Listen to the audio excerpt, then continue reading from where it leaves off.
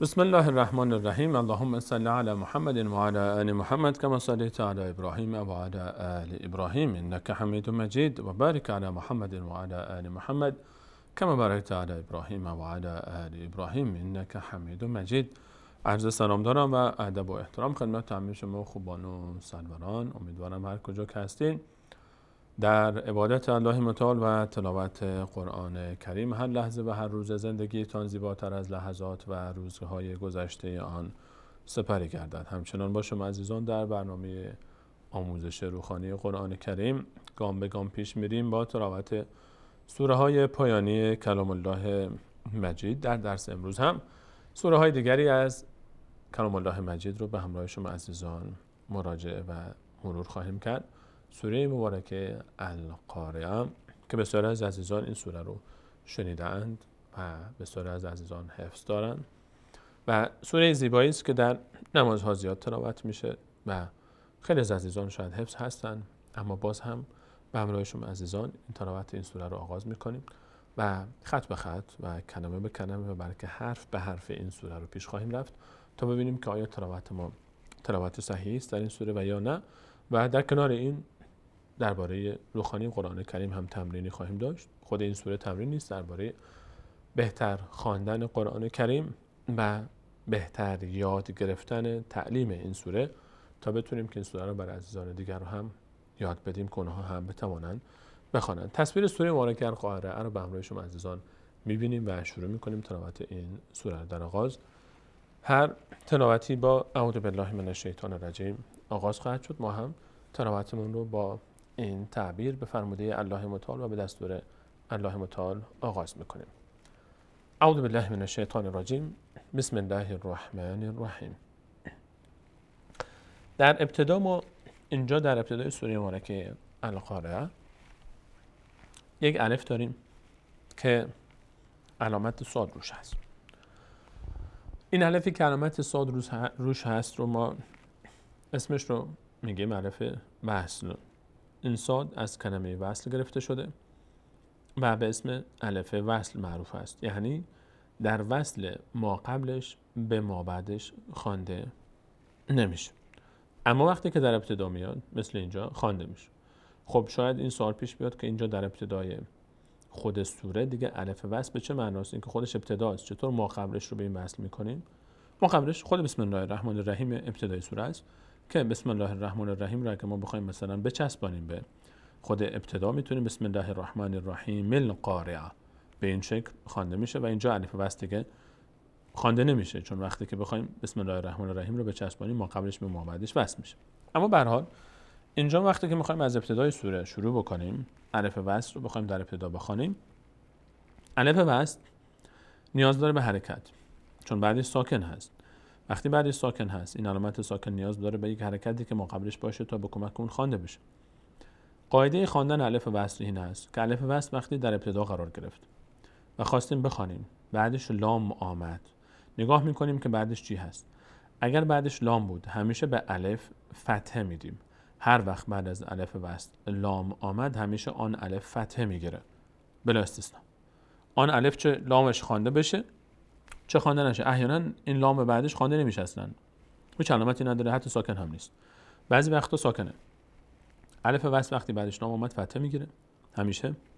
اگه بعدش لام نیامد چیکار کنیم؟ الف وصل رو چطور بخوانیم؟ نگاه میکنیم به اولین حرکت بعد از الف وصل. اولین حرکت یعنی فتحه، کسره و یا ضمه. اگر اولین حرکت بعد از الف وصل کسره بود بهش کسره میدیم، اگه ضمه بود بهش ضمه میدیم، اگه فتحه بود دیگه بهش فتحه نمیدیم، چون فتحه فقط مال وقتی هست که بعد از الف وصل لام باشه. اگه بعد از الف وصل لام نبود و اولین حرکتش هم فتحه بود بهش کسره میدیم، باز هم در حالت کسره میگیره، هم در حالت فتحه وقتی که بعد از الف وصل لام نباشه و اولین حرکتش فتحه یا کسره باشه. اینجا الف وصل بعدش لام اومده فتحه میگیره، ال میشه ال. قاف بعدش الف اومده، قاف فتحه داره، در حالت عادی میشه ق. اما هر حرفی که فتحه گرفت و بعدش الف اومد آن حرف با صدای آ خوانده میشه. و این حرف ها اگر حرفی که فتحه میگیره بعدش الف میاد از جمله 8 حرف صاد، واد، تا، ذا و غین و قاف و خا و را باشه که قاف یکی از اون 8 حرف هست پر خوانده میشه. یعنی چی؟ یعنی دهان به سمت بالا باز میشه. این فتحه‌ای که بعدش الف اومده صدای آ میگیره، اون آ پر خوانده میشه. یعنی میشه القا القا، نمیگیم القه القه، نه، القا ر ع تو القارعة القارعة. این ته زمه داره میشه قارعة. این علامت ر زیر ر کسره است، هر جا آمد صدای ا میگیره، این هم که فتحه است، این زمه است، هر جا آمد صدای او میگیره. القارعة. الان اگر ادامه بدیم میشه القارعة. اگر ادامه ندادیم آخر آیه ایستادیم، قانون اینه که همیشه آخر آیه باید حرف آخرش ساکن باشه. شما وقتی که تلاوت میکنید، هر جا که توقف میکنید، چه آخر آیه چه در مابین تلاوت، آخرین حرفی که توقف میشه روی اون حرف باید ساکن باشه همیشه. اما ت دو نقطه یک اضافه ای هم داره. علاوه بر این که حرکتش میفته ساکن میشه، دو تا نقطه هش هم میفته و ه تبدیل میشه به این ت تبدیل میشه به ه. اصلا این ه چرا اصلا ه نوشته میشه؟ چون در هنگام وقف ه خوانده میشه. در هنگام وقف ه خوانده میشه. به همین خاطر ه نوشته میشه با دو تا نقطه. اما در هنگام تلاوت رو ادامه دادن همون ت خوانده میشه با ضمش، میشه القارعة ما القارعة. اما اگر توقف کنه میشه القارعة القارعة، این ه خوانده میشه القارعة. میم فتحه داره بعدش الف میشه ما. الف وصل در هنگام وصل ما قبل ما بعد میفته. لام ساکنه، نیاز به آخرین حرکت ما قبل داره که فتحه میم است. اینجا الف و اینجا این الف هیچ نقشی ندارن، این میم میچسبه به لام. مل قارعة مل قارعة. اینجا هم مثل تعبیر اولی اینجا ساکن میشه و هم ت میفته هم دو نقطهش.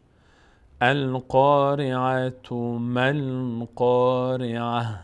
من الان این دو تا آیه رو به هم وصل کردم، بینشون نفس نگرفتم، به همین خاطر این رو القارعة خوندم. اما اینجا چون وقف کردم مل قارعة، اینجا رو دیگه تو نخوندم، ه خوندم. القارعة مل قارعة، این حالت وصلش. القارعة مل قارعة و ما. میم فتحه داره بعدش حرف صدای آ میگیره و پر هم نمیشه. از اون 8 حرف صاد و زاد و تا و ذا و غین و قاف و خا و را نیست، به همین خاطر پر نمیشه. پر نمیشه یعنی چی؟ صداش باریک میشه نمیشه. نمیگم و ما، میگم و ما. این علامت مد روی هر حرفی قرار گرفت که 3 حرف بیشتر نیستن، واو و الف و یا. این علامت فقط روی واو و الف و یا میاد، یعنی کشیدن. مد یعنی کشیدن. این الف باید بیشتر از حد طبیعی کشیده بشه، به اندازه بستن 3 انگشت در حالت عادی.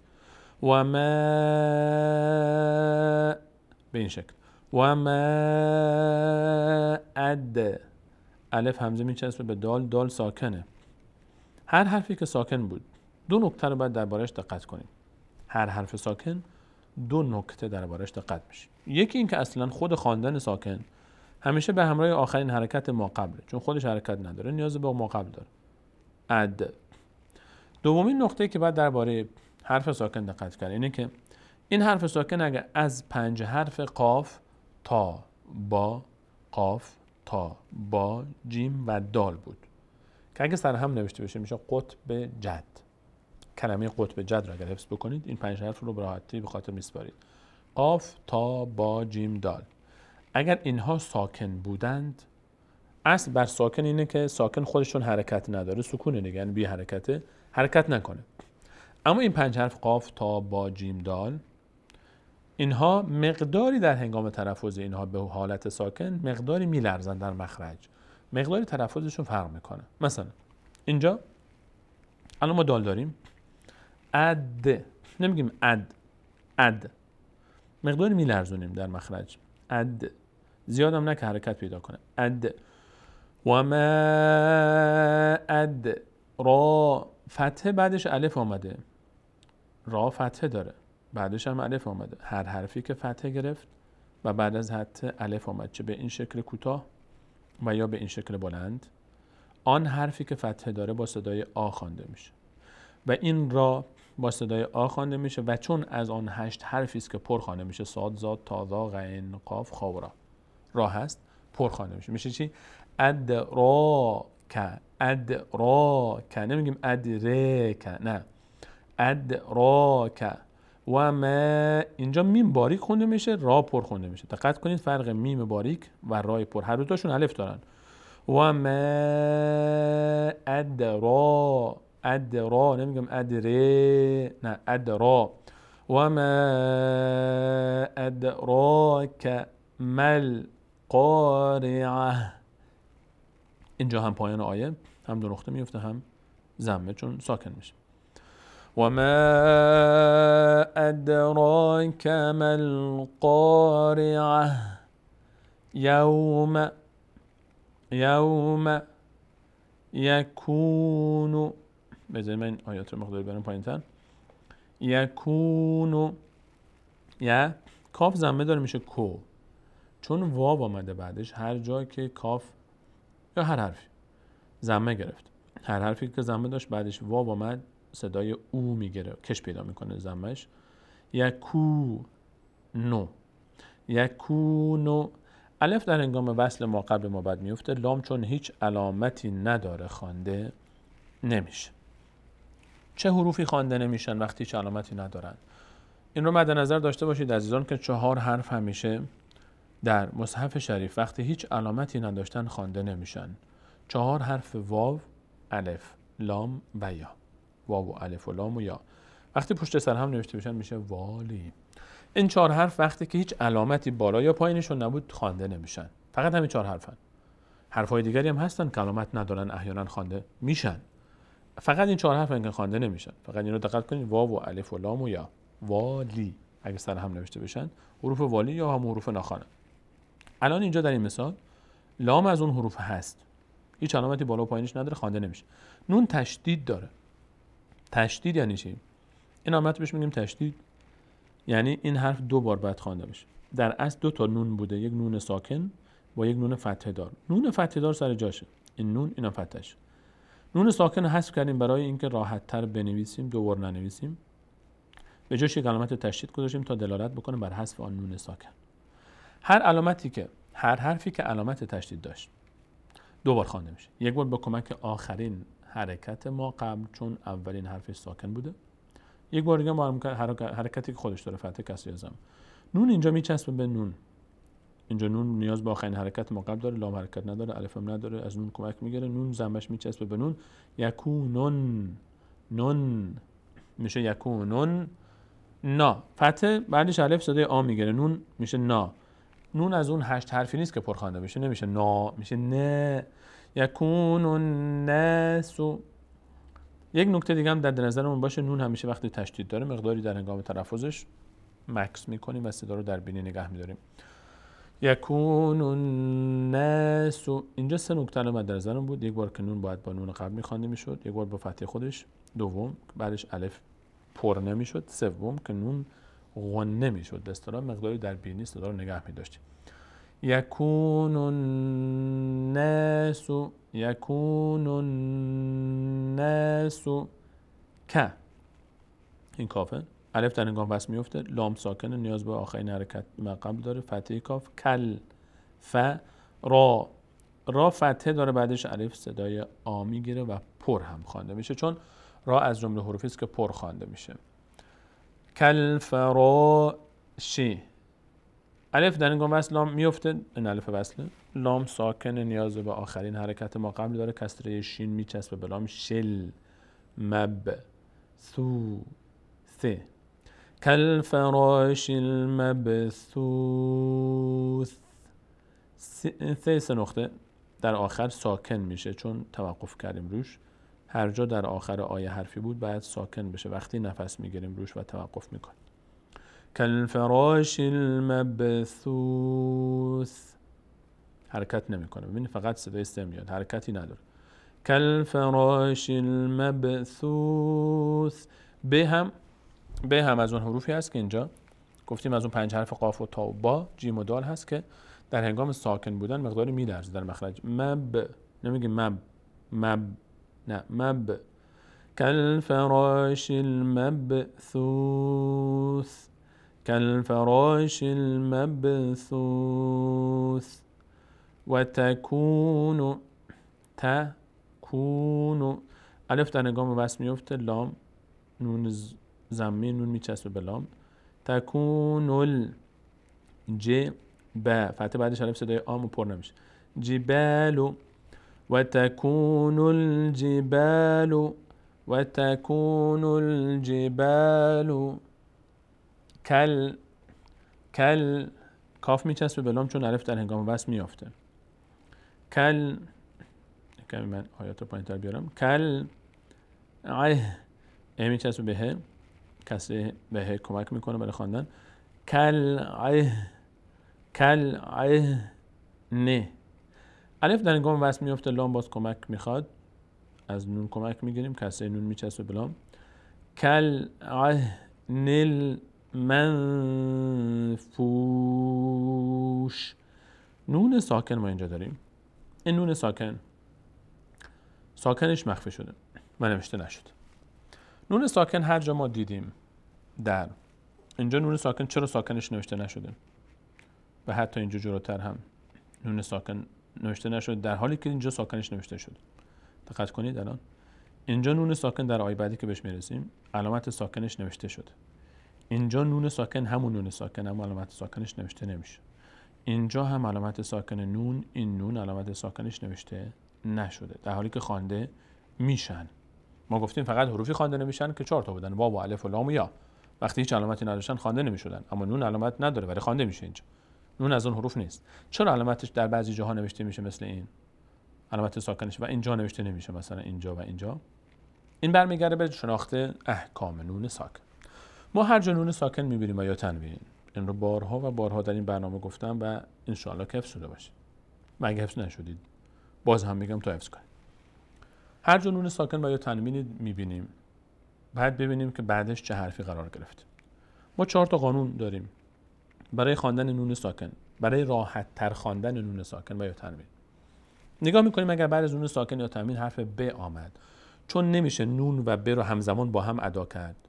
مثلا کلمه من بعده نمیتونیم بگیم من بعده، سخته. یا مثلا فارسی خودمون زنبور نمیشه، سخته کلمه آوردنش بر زبان. به جای نون میم تلفظ میکنه، خیلی راحت. به جای نون میم تلفظ میکنه، میشه من بعد. تو فارسی میگیم زنبور. این قاعده رو بهش میگیم اقلاب. قاعده اول، بعد از نون ساکن اگر حرف با آمد نون تبدیل میشه به میم، به جای نون میم تلفظ میشه. قاعده دوم، اگر بعد از نون ساکن و یا تنوین کما نون ساکنه یکی از 6 حرف یا، را، میم، لام، واو و نون آمد که اگه سر هم نوشته بشه میشه یرملون، نون ساکن و یا تنوین رو تبدیل میکنیم به حرف بعدیش هرچی بود، به خاطر اینکه راحت تر خوانده بشه. اینو بهش میگیم ادغام، یعنی تبدیل شدن این حرف به حرف بعد. قاعده سوم، اگر بعد از نون ساکن و یا تنوین 6 حرفی که از حلق ادا میشن آمدن، حروفی هستن که از حلق حنجره ادا میشن، همزه و ها، عین و ح، غین و خ، همینها الان از حنجره ادا میشن. اینها این 6 حرف اگر بعد از نون ساکن آمد، در این حالت خواندن نون ساکن آسان است. به همین خاطر نون ساکن رو همان گونه‌ای که هست میخوانیم و ظاهرش میکنیم و علامت ساکنش رو هم ظاهر مینویسیم. این رو بهش میگیم اظهار، ظاهر شدن نون ساکن. حالا اگر آمدیم و نه بعد از نون ساکن ب بود که تبدیل بشه به میم، و نه حروف یرمنون بود که تبدیل بشه به حرف بابد، و نه حروف حلقی بود که به راحتی خوانده بشه و ظاهر بشه، چی کارش میکنیم؟ قاعده 4 اجرا میشه. قاعده 4 چی هست؟ قاعده اخفا، مخفی کردن. نون رو به شکلی ادا میکنیم که گویی از بینی ادا میشه و همینطور چون از بینی ادا میشه، چون مخفی میشه انگار که در بینی، ما چی کارش میکنیم؟ کلمه مثلا انسان، انسان، انسان، یا مثالی که ما الان اینجا داریم منفوش. من نمیگم منفوش، منفوش نمیگم، من صدا تو بینی داره میاد، این مقدار روش نگه میداریم. منفوش، صدای نون رو در بینی مخفی میکنیم، بهش میگیم اخفا. چون در عمل این صدا در بینی مخفی میشه، در نوشتن هم شیخ عثمان طه ظرافت به خرج داده و ساکنش رو مخفی میکنه تا برای ما متوجه به ما بگه که نون وقتی که ساکنش رو ننوشتم مخفی کردم، بفهمید که اینجا اخفا میشه. 4 قانون داشتیم: قاعده اقلاب، ادغام، اظهار و اخفا. برگردیم سراغ تمرین. الان ما در این تصویر نونی داریم که علامت ساکنش مخفی شده. چرا؟ چون بعد از نون ساکن ف هست. ف نه با هست، نه یرملون هست، نه حروف حلقه‌ای. اخفا میشه، یعنی نون از مخفی میشه در بینی صداش. من مقداری هم روش وای میست. منفوش. اینجا شین سکون میخواد، ساکن میشه و روش باید توقف بکنیم دیگه، آخر هست. کالعهن المنفوش. اینجا پس متوجه شدیم که چرا ساکن نون مخفی شد. فاما میم فتحه داره، یک بار تشدید داره به همراه الف خوانده میشه یک بار با فتحه خودش. ما چون بعدش الف اومده صدای آ میگیره، پر هم نمیشه چون از حروف پر خواندنی نیست. فاما میم خودش هم چون تشدید داره مقدار در هنگام تلفظش توقف میکنیم، روی تلفظش در بینی صدا نگم داریم. فاما من. نون اینجا هم مخفی شد، علامت ساکنش مخفی است. چرا؟ چون بعدش سه آمده، سه نقطه، نه از حروف حلقی است، نه از حروف یرملون و نه حرف باست، به همین خاطر مخفی میشه. اینجا اخفا میشه، نون از بینی ادا میشه. من ثقلت من ثقلت. ما فتحه بعدش الف و اما پر نمیشه.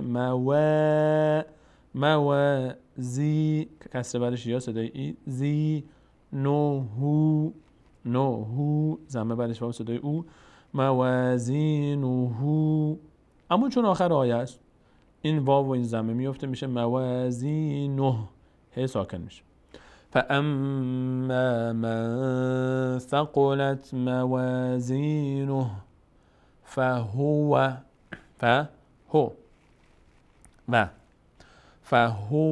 في عيشة. اینجا تنوین بعدش چی آمده؟ را آمده، از حروف یرملونه. تنوین تبدیل شده به حرف بعدش که را هست و همین خاطر را تشدید گرفته. ایشتن بوده، ما به جای نون ساکن الان ر تلفظ میکنیم. ایشتر را ر فتحه داره، بعدش الف صدای آ میگیره، پر هم میشه. را نمیگیم ر، نه را دهان به سمت بالا باز میشه. عیشتر را ضی ز بعدش یا آمده صدای ای میگیره. ضی ی تن. اگه ادامه بدیم تن میشه، اما اگه ادامه ندیم اینجا چون ت دو نقطه با آخرش هم نقطه‌اش میپره، در هنگام وقف هم نقطه‌اش میفته هم تمرینش میشه ه. راضیه. اگر توقف بکنیم اینجا میشه عیشت راضیه. این از این. اما اگه ادامه بدیم اینجا چون تنوین بعدش واو اومده باز تبدیل میشه به واو. راضیت و اما داریم من تصویر بیارم پایین‌تر. و اما من.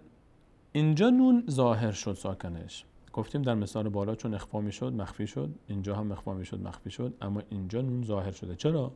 چون بعدش خ آمده، خ از حروف حلقی است و گفتیم بعد از نون ساکن هر وقت حرف حلقی بیاد نون از مخرج خودش ظاهر میشه و ادا میشه، به همین خاطر ساکنش هم ظاهر است با آشکار. چطور ظاهر میشه؟ سری نون رو از همون مخرجش میگه و رد میشه. من خفت، دیگه نمیگه مثل اینجا من ثقلت. اینجا نون رو هم از مخرجش از بینی اداشون هم روش به توقف کردیم. من ثقلت. اما اینجا من خفت سری رد میشه. من خفت موازینه، چون توقف کردیم اینجا هی ساکن شد. و اما من خفت موازینه یک بار میم به همراه همزه خونده میشه، یک بار به همراه ضمه خودش. امه فامه ها فتحه بعدش الف صدای آ میگیره. هاویه. چون اینجا توقف کردم هم نقطه افتاد هم تنوین افتاد، ه شد. اما اگه ادامه میدادم اون موقع باز فهم میکرد. هاویتون بعدش نگاه میکنیم بعد از ت باز چی داره؟ واو اومده بود، باز دوباره باید تبدیل میشد به واو. اما اینجا ساکن. بهترین راه در آخر آیات این است که وایستیم. اگر ت بود در آخر آیه همیشه تبدیل میشه به ه و علامت‌هاش هم میفته، نقطه‌هاش هم میفته. فأمه هاویه. بریم سراغ خط آخر. و ما میم فتحه داره بعدش الف و مد، پر هم نمیشه، بعد کشیده بشه به اندازه بسته سه تا انگشت. و ما اد، دال قلقله میشه، مقداری در مخرج میلرزه. اد را، ر پر میشه. ادراک. و ما ادراک ما هیه. ما فتحه بعدش الف صدای آ اما پر نمیشه. ما هی، هی بعدش یا اومده، کسره داره بعدش یا، صدای ای میگیره، خود یا هم فتحه داره. یه، هیه. و ما ادراک ما هیه نار. تنوین بعدش ها آمده، هی از حروف فرقی است، اظهار میشه. نار، تنوین خودش خونده میشه. نار حامیه. این تنوین اون که به این شکل نوشته میشه، هر جا به این شکل دیدید که عثمان طاها نوشت یعنی اظهار میشه. اظهارش رو به این شکل می‌نویسه، غیر اظهار رو به این شکل دیگر به این شکل، دو تا ضمه با هم میاره. شیخ عثمان طاها وقتی تنوین اون دو تا ضمه اظهار بشه به این شکل می‌نویسه. نار حامیه. این واو و میم حذف میشن وقتی که نقطه هم حذف میشه چون ساکن میشه آخرش.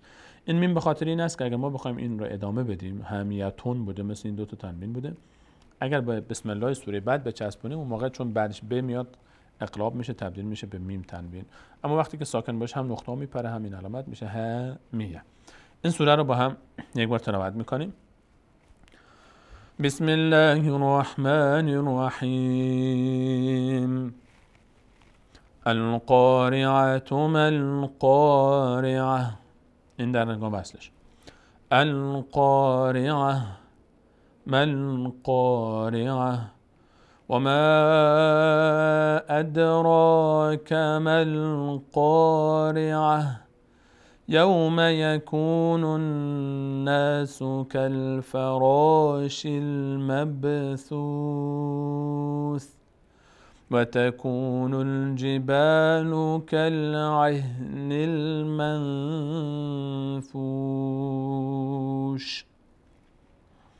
فأما من ثقلت موازينه فهو في عيشة راضية. وأما من خفت موازينه فأمه